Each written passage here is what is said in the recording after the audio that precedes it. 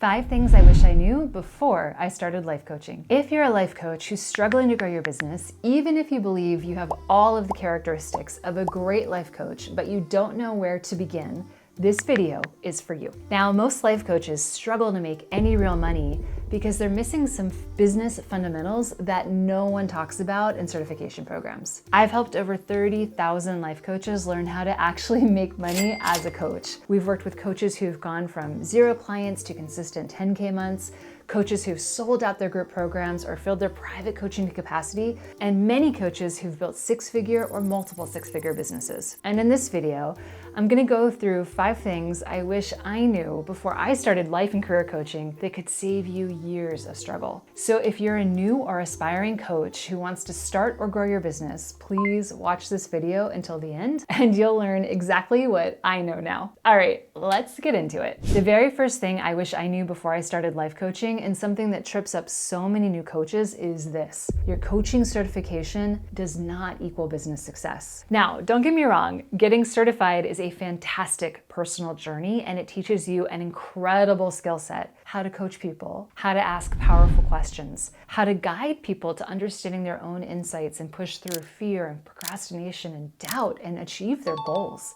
And if you can get certified by a program with a rigorous curriculum, I absolutely recommend it. I personally got my certification from IPEC, which is the Institute of Professional Excellence in Coaching, and I absolutely loved the training. But here's the tough love truth. Being an amazing, life-changing coach and knowing how to run a profitable coaching business are 2 totally different skill sets. It's like this: if you get training on how to cut hair, you don't instantly know how to run a salon. Coaching, like cutting hair, is a very specific skill set. Running a coaching business, like running a salon, is a completely different beast and a very different skill set. You can be the best coach in the world, but if you don't know how to get clients, you don't have a business. You actually just have a really expensive hobby. So coaching schools, first and foremost, even if they tell you they teach you business skills, don't really. What coaching schools teach you is to be a great coach, and that is super important. But again, even if they say they do, they don't really teach you in any kind of depth how to market your services, how to price your offers, how to sell without feeling sleazy, or how to build a website that actually converts people into paying clients. These are all very specific business skills, and guess what? Great news. They are skills that you can learn. All right, the most important thing for your success as a coach, even more than your certification, is the belief that you can actually build a real business. And then it's about learning these essential entrepreneurial business skills, which are ultimately much more crucial for your financial viability than just being a brilliant coach. You absolutely need both. But if you can't support yourself, then you can't support your clients and you won't be a coach. So while your certification is awesome, it is just the starting line, not the finish line, for building a thriving coaching business. The second big thing I wish I knew before I started life coaching was, how do I actually get clients? And this is where the rubber really meets the road. And honestly, this is where most new coaches stumble and many fail. So when I started, I thought I just needed to be a good coach and people would magically appear. Turns out it doesn't work that way. The biggest mistake I see new coaches make is thinking they need to be everywhere all at once. They're trying to post on 5 different social media platforms, share their story, tell a blog, launch a podcast, host a webinar, all at the same time. It's a recipe for burnout, and frankly, it just doesn't work. If I were starting over today, the number one thing I would do to find clients is to pick one marketing channel, and I would focus on it relentlessly. For me, when I finally figured out that I needed to focus my marketing as a career coach so I could stand out and also save myself from exhaustion, I turned to public speaking because that was a space that I personally felt comfortable. Not every coach needs to public speak. You should do what you love. And for me, that was a good place to start. So I put all of my time, effort, and energy into hunting for opportunities, researching different groups that catered to my market of professional women, sent pitches to these groups and organizations, and made calls to get myself booked to speak for free. Now, did I love every minute of putting myself out there? Like, absolutely not. But it got more comfortable and it worked. By focusing, I gained traction and I gained clients. And the more I did it, the more comfortable I became. And that became my first real marketing system when I was just a baby coach, like 13 years ago. But I want to be clear, you don't have to give speeches to find clients. That was what worked for me because that's what I enjoyed. Maybe you enjoy one-on-one conversations and you want to guest on podcasts.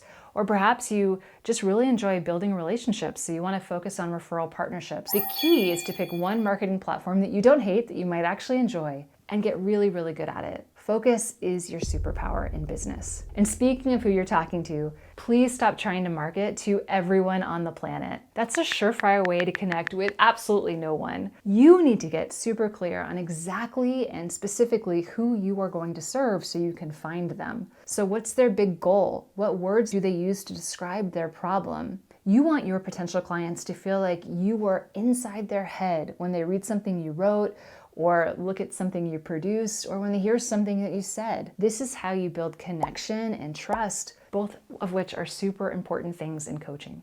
Because here's another secret I wish I knew, which is a third thing I want to tell you about. Successful coaches don't sell life coaching. That's not what people are buying. Instead, successful coaches sell a goal plus a result. So people don't buy an hour of conversation. They don't care. What they really want is a solution to a major life problem that hour of conversation helps get them closer to. So they don't want life coaching for transitions. They want to get healthier so they can play with the grandkids in retirement. They don't want career coaching. They want to get promoted to the executive level and eventually become a CEO. When I figured this out in my business in my early days, my revenue went from $0 for the first couple of months to $2,000 in month 3 and then kept climbing. So anchor your offer to the value of the outcome, not just to your time. So this means that your marketing needs to consistently communicate that particular transformation that you serve in your niche. So you need to reach new prospects and help them connect the dots so that they see coaching as something they really, really want and not just a luxury that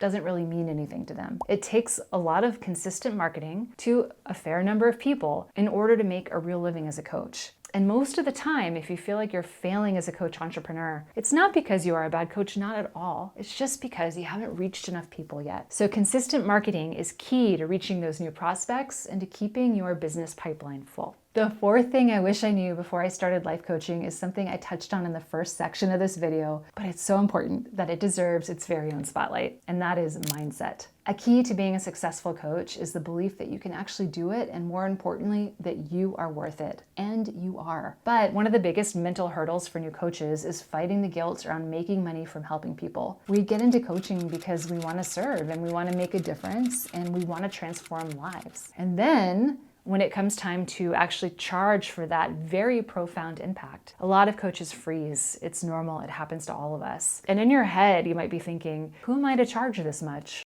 So this is imposter syndrome rearing its ugly head, mixed with a dash of societal conditioning around service work and money. But here's the thing. If you can't support yourself, you can't support your clients. Your ability to charge a sustainable rate directly impacts your ability to continue helping people. So if you're really struggling with that belief, here's a practical tip. Take a few low-cost clients at the start. I'm talking about charging enough to cover your basic expenses and get some early quick wins. So this isn't about undervaluing yourself long-term, but instead about building confidence and getting those crucial testimonials to help build your self-worth and your belief that you can do this. It gives you proof that your coaching works, that people are willing to pay, and that you absolutely can do this. Don't do this for long, just 1 or 2 clients. But once you have that proof and that confidence and those testimonials, it's time to consistently raise your prices as you raise your skill level. Because again, I'll repeat it because I think it needs saying, you are worth it. Okay, moving on to the final thing I desperately wish I knew before I started coaching, and it's something that's often overlooked, and it's this: the immense power of community and support.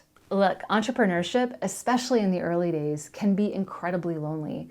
You're often working by yourself, figuring things out on the fly, and battling your own doubts, and it's hard. It's easy at that point to get stuck in your own head, to think you have to invent everything from scratch, or that your struggles are unique and it slows you down. And so this is why networking and having peers in the same industry is not just a nice to have. I firmly believe it's a necessity. So when you operate in complete isolation, you often lose perspective. You cannot see the flaws in your business model, the gaps in your marketing, or the simple solutions that someone else has already figured out that would save you time to know. You end up reinventing the wheel, making preventable mistakes, and just wasting a lot of time and energy that you don't necessarily have to. So being isolated means you're missing out on the biggest shortcut to success, which is learning from others' mistakes. So why bump your head against the same wall everyone else did when you can just ask them how they got around it? When I launched the Revolutionary Club, my first career coaching practice, I leaned heavily on the expertise of coaches in my network, and I actively went out and tried to meet more. I dedicated a lot of time to building my coaching network. I wasn't afraid to ask for advice on everything from setting up payment systems to crafting my offers. I saw what was working for different coaches, what wasn't, and how they adapted along the way. And I still do the same today. My business is in the millions, and my business problems and questions are different because I'm at such a much bigger level. But that community support remains crucial to my success. So how do you build your coaching community? If this is your question, I hear you. You can absolutely join coaching groups from your certification program, stay connected with that, connect on LinkedIn with different people, proactively reach out. There's free coaching groups on the internet. If you look, you can find them. And finally, consider joining paid training programs that have good existing communities. Find people who are a few steps ahead of you and learn from them. Find peers who are at your level and share the journey. Talk about different things you're learning. Share resources. You'll find accountability partners, you'll find cheerleaders, and you'll find sounding boards, which is so great for your mental health. And if you need this kind of support, we have a program called Build a Real Business, and it's amazing community already built just for you. It's over on CoachPony.com. Now, these relationships don't just provide practical tips, they provide the emotional support that keeps you going when things get tough. Remember, you don't have to walk this path alone. In fact, you'll go so much farther, so much faster if you don't. So my biggest single takeaway after all of these years is that building a coaching business is not rocket science. It takes effort, knowledge, and know-how. So if you learn those business skills and you apply them consistently, you can absolutely build a thriving coaching practice. 100%. It's about being strategic and not just passionate. So those are the 5 things I wish I knew before I started life coaching that I now suggest to every new coach that I get the honor of speaking to. Let's just recap for a second. So first, get business training. Coaching training does not equal business training. Second, focus your marketing efforts. Don't try to be everywhere. Pick one great marketing platform and double down on that so you'll stand out, you'll get traction, and you won't burn out. Third, people don't pay for life coaching. They pay for what life coaching can do for them. So make sure that's what you are communicating. Fourth, you have to believe you are worth it, and you are worth it. So charge accordingly. Your expertise is valuable. And finally, community is a hack to speed up your business success. So find a community of like-minded coaches who are also trying to build their businesses and share wisdom, resource, and expertise. And if you want to join our community, our paid community over at Coach Pony, go look for Build a Real Business. Ultimately, you'll get so much farther, so much faster if you don't try to go it alone. So hopefully, this video has been a wake-up call and given you some valuable insights that you can apply to your own coaching business. These are all real insights and lessons from my own experience of making millions as a coach in 2 wildly different niches.